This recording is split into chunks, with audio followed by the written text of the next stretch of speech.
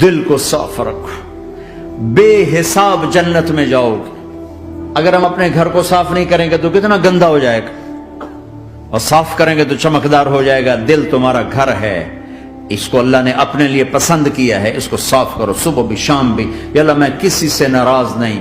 اگر تم اس مجمع میں ایسے لوگ بیٹھے ہو جو کسی سے تم بولتے نہیں ہو، بھائی بھائی ہے، دوست ہے، میاں ہے، بیوی ہے، چاچا ہے، بھتیج، آپس میں اگر تم کٹے ہوئے ہو، ہاتھ چھوڑتا ہوں، اٹھتے ہی صلح کر لو۔ چونکہ میرے نبی کا فرمان ہے جب دو مسلمان آپس میں لڑ پڑیں اور بات نہ کریں تو اللہ ان کے سارے عمل مردود کر دے۔ تو کہتا جب تک یہ صلح نہیں کریں گے ان کا کوئی عمل قبول نہیں ہے۔ تو اپنے دل پہ پتھر رکھو، معاف کرو، خود جا کے معافی مانگو۔ اللہ کی قسم میرے نبی کا فرمان ہے معاف کرنے سے عزت گھٹے تو مجھ سے لے لو، معاف کرنے سے عزت نہیں گھٹتی۔